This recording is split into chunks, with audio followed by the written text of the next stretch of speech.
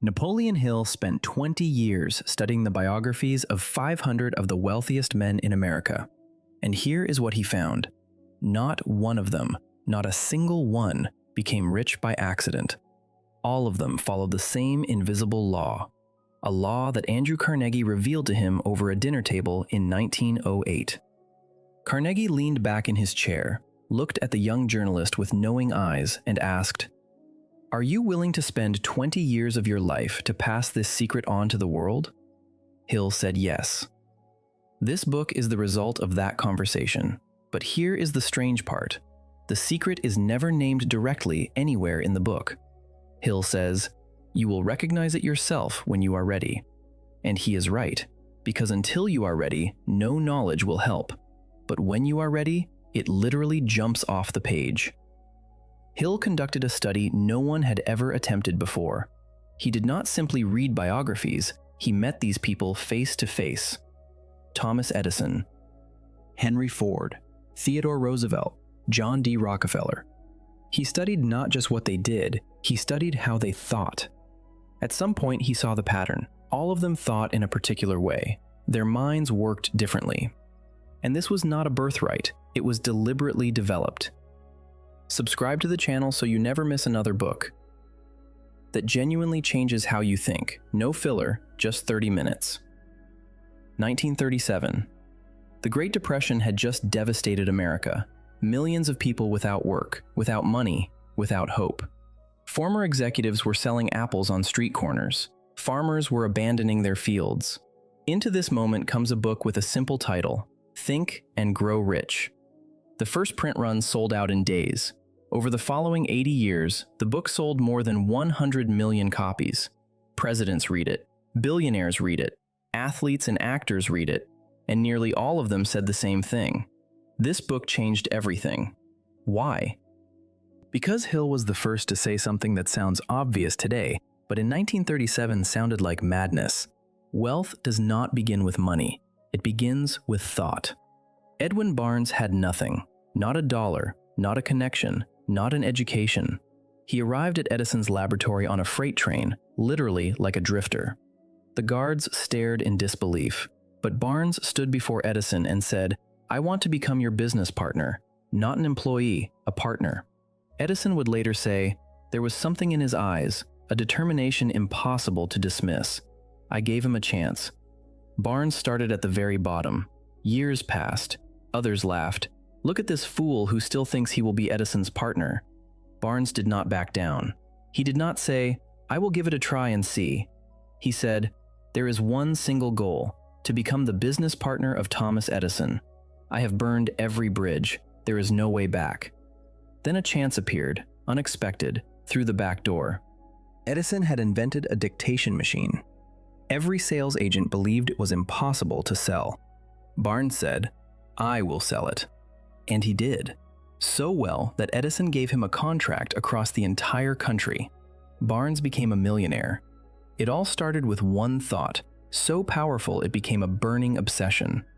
Write in the comments, have you ever had a desire that strong, so consuming you could think of nothing else? This is exactly where Hill articulates the first principle, desire. Not the weak, it would be nice we all carry in our heads, not a lottery fantasy, not someday maybe. A burning, all-consuming desire, one that becomes an obsession and subordinates every thought and action to a single goal. And he gives a concrete method, 6 steps. First, decide on the exact amount of money you want, not a lot of money, a specific number. Second, decide what you are willing to give in return. Nothing comes free. Understand what value you will create. Third, set a specific date. Fourth, create a plan and start acting immediately, even if the plan is not perfect yet. Fifth, write all of it down on paper. Sixth, read it aloud every morning and evening, imagining the money is already in your hands. Sounds strange? I remember reading this a few years ago and thinking, this is magical thinking. But then I understood. The brain begins to operate differently when given a precise target. It literally starts noticing opportunities that were invisible before. You do not become smarter, you simply start looking in the right direction. The second principle is faith. Hill says, faith is a state of mind. not a belief inherited from your parents, not what is written in books. Faith is something you consciously build within yourself through repetition, through self-suggestion. The brain believes what it hears repeatedly, regardless of whether it is true or not. This is why people who constantly tell themselves, "I will never have money," are right. Not because that is their fate, but because they are literally programming their subconscious toward poverty. Their actions, quietly, unconsciously, align with that program. They avoid risks, they miss opportunities, they unknowingly sabotage their own success. And here, Hill tells a story that personally grabbed me more than any other in this book. Charles Schwab, a young steel specialist, had been invited to a dinner with the wealthiest financiers in New York. Seated among them was J.P. Morgan, a man whose fortune could determine the fate of entire nations. Schwab had been warned. These men do not like long speeches. Talk for 15 minutes, that is it. Schwab stood up and spoke for 90 minutes, without a single note, about what the steel industry of the future must look like, about cutting prices, capturing world markets, building something unprecedented. When he finished, Morgan pulled him into a corner, and they talked for another hour. The outcome was the creation of United States Steel, a corporation valued at $5 billion. Carnegie received $400 million for his company. Morgan earned $62 million in fees alone. One of the largest deals in American business history began with a speech, with an idea, with belief in that idea. Hill writes, "All of that wealth was born in the mind of one man." The third principle is autosuggestion. The subconscious works like soil.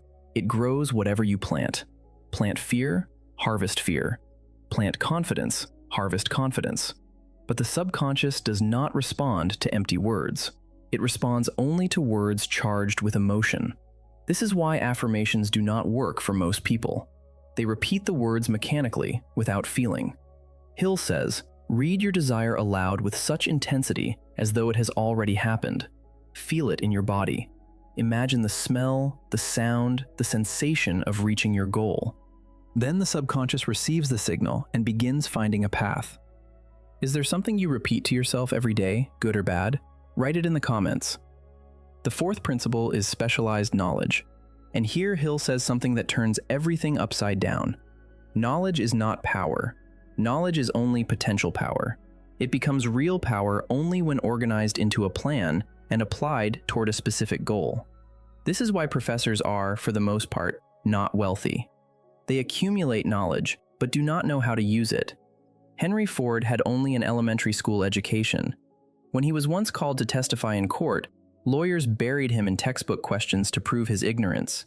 Ford calmly replied, "I have buttons on my desk. I press the right one, and within a minute someone is standing beside me who can answer any question you have. Why would I fill my mind with what I can access in seconds?" True education to Hill means not how much you know yourself, but whether you can organize the right knowledge and the right people around you. An educated person is not someone with a diploma. It is someone who knows how to get what they need without violating the rights of others. Hill tells another story. A grocery clerk lost his job. He had basic bookkeeping skills. He offered several small shop owners to manage their accounts for a modest fee. Then he bought a small truck, fitted it out as a mobile accounting office, and began driving from client to client. Soon he had an entire fleet of such rolling offices. His income that year was 10 times his previous salary. An idea, specialized knowledge, imagination, that is all. The fifth principle is imagination. Hill divides it into two types: synthetic imagination, combining existing ideas in a new way. You create nothing fundamentally new, you connect what already exists in an unexpected arrangement. This is how most successful businesses work. Creative imagination is different. A direct connection to what Hill calls infinite intelligence, intuition, flashes of insight, ideas that arrive from nowhere, in a moment of relaxation, in the second before sleep, during a walk. The story he tells here is the story of Coca-Cola. An old country doctor sold a pharmacist a battered iron pot, a wooden paddle, and a slip of paper with a secret formula for $500. The doctor had no idea what he was selling. The pharmacist added one missing ingredient: imagination. and he turned that liquid into one of the most recognized brands on the planet. Today, Coca-Cola provides livelihoods for millions of people. All of it grew from $500 and one idea. There is another story about a young minister named Gonzalez. He dreamed of founding a new college. He needed $1 million. For 2 years, he thought about it and did nothing. Then, one Saturday, he made a decision. Within 1 week, I will have the million. He called the newspapers, announced a Sunday sermon titled, "What I Would Do with $1 Million." The sermon arrived from within, without preparation. When he sat down, a man rose from the congregation and said, "I will give you the million." His name was Philip Armour. 36 hours after the decision, the million was secured. The sixth principle is organized planning. It is impossible to achieve anything significant alone. You need a group of people with a common goal, what Hill calls the mastermind. When several minds work in harmony on one task, something greater than the sum of their knowledge emerges. Carnegie surrounded himself with a team of 50, each knowing something Carnegie did not. Ford was close with Edison, Burbank, and Firestone, each passing along something invisible, an attitude, a confidence, a way of seeing. Hill also gives practical job hunting advice that was decades ahead of its time. He says, "Forget looking for just any job. Do not think about what you need, think about what you can offer. Compose a detailed document explaining your abilities, your plan, and your value to a specific company." One woman prepared such a document for her son, 50 pages long. After his first interview, he received exactly the position he had asked for at the salary he had named. Hill says, that document saved him 10 years of climbing. The seventh principle is decision. Successful people make decisions quickly and change them slowly. Unsuccessful people delay decisions and change them often. Indecision is the seed of fear. Fear breeds anxiety. Anxiety paralyzes action. The only way to break the loop is to make a decision and start moving, without waiting for perfect conditions. When the British governor offered Samuel Adams money and a pardon in exchange for abandoning the cause of independence, Adams did not hesitate for a second. He replied, "Tell the governor I have long been at peace with my God. No one will make me betray a righteous cause." That is a decision, instant, irrevocable. The eighth principle is persistence. Here is the story that became the symbol of the entire book. Uncle Darby went to Colorado to search for gold. He found a vein, bought equipment, started drilling, brought in relatives, extracted the first batch of ore. Then, the vein disappeared. They drilled more and more, nothing. They sold the equipment to a junk dealer for almost nothing and went home. The junk dealer called in a mining engineer. The engineer said, "The vein should be just a few feet from where they stopped." That is exactly where they found it. The junk dealer made millions. Darby had stopped just 3 feet from the gold. But the story does not end there. Darby did not break. He became one of the most successful insurance agents in America because he remembered, you cannot quit one step from the goal. Every time a client said no, the image of that mine rose before his eyes, and he kept going. The deals that started with a no brought him the greatest returns. Hill says, a weak desire produces weak results, just as a weak fire gives little heat. Persistence is not stubbornness. It is the result of a desire powerful enough to survive any defeat. The ninth principle is the mastermind. Two minds working in harmony create a third, invisible, but more powerful than either alone. This is not a metaphor. It is a psychological law. One electric battery gives one level of power. Several batteries properly connected give many times more. This is why great entrepreneurs never work alone. Carnegie, a team. Ford, a team. Roosevelt, a team. Gandhi, 200 million people united by one belief. Hill says, who you allow into your life is one of the most important decisions you will ever make. You unconsciously absorb their thinking, their habits, their level of ambition. Want to become wealthier? Surround yourself with people who think about wealth. Want to become wiser? Surround yourself with people who think about knowledge. The 10th principle Hill calls sexual transmutation, the most unexpected idea in the book. He argues that sexual desire is the most powerful driving force in a human being. Undirected, it is simply spent. Directed into a creative channel, it becomes fuel for imagination, courage, and persistence. Hill studied hundreds of great men and women and found virtually all reached the peak of their achievements after 40. That is when they had learned to channel this energy into their work. The 11th principle is the subconscious mind. It operates around the clock, for you or against you. You cannot fully control it, but you can feed it the thoughts you choose. The subconscious does not distinguish truth from fiction. It accepts whatever you give it as the dominant reality. 7 positive emotions to cultivate: desire, faith, love, sex, enthusiasm, romance, hope. 7 negative ones to displace: fear, jealousy, hatred, revenge, greed, superstition, anger. Positive and negative emotions cannot coexist in balance. Whichever group you feed more often always wins. The 12th principle is the brain, a radio station that both broadcasts and receives simultaneously. The subconscious is the transmitter. Creative imagination is the receiver. When the brain operates at high frequency through strong emotion, it becomes capable of receiving ideas from sources inaccessible in ordinary states.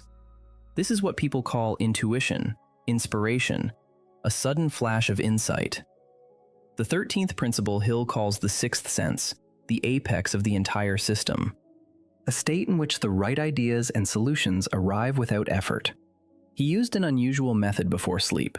He would imagine a council of great figures, Lincoln, Edison, Ford, Napoleon, Emerson, seated around a table, pose questions, and listen. He says the images eventually grew so vivid they frightened him. He paused the practice for months. The method is not the point. The point is this: creative imagination can be trained. The more you use it, the stronger it becomes. This is what separates genius from mediocrity. Not innate talent, not luck, not background. The habit of using creative imagination. And finally, the last and heaviest chapter, the 6 ghosts of fear. Hill says, fear is not reality. It is a state of mind. 6 forms that destroy more lives than any disease. Fear of poverty, fear of criticism, fear of illness, fear of loss of love, fear of old age, fear of death. Fear of poverty is the most devastating. It paralyzes imagination, kills enthusiasm, destroys self-control. A person consumed by fear of poverty literally programs themselves toward it because their dominant thoughts are thoughts of lack, and the subconscious manifests dominant thoughts. Fear of criticism is no less dangerous. It is precisely this fear that stops millions of people from beginning what they dream of doing. They hear the inner voice.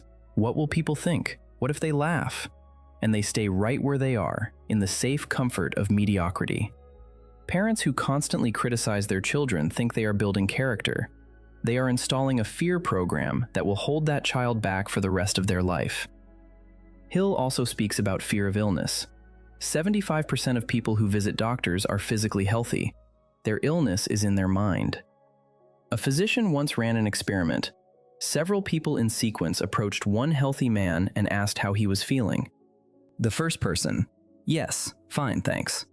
The second suggested he looked pale. By the third question, the man said he was not feeling quite right. By the fourth, he thought he was getting sick. 4 questions, 1 healthy person. A self-induced illness. Fear of old age. Most people begin dreading it long before it arrives, and precisely that fear accelerates its onset. People who embrace old age as accumulated wisdom live more fully. Between 40 and 60, most of history's greatest figures reached their peak. Ford, Carnegie, Lincoln, all of them bloomed after 40. Hill describes a man who had lost his job and wandered the streets, looking into shop windows at things he could not afford, envying people on the subway simply for having somewhere to go. He had lost more than money, he had lost himself, and the only way back was restoring his sense of his own worth. At the very end, a list of excuses Hill collected. If only I had a better education. If only I had more time.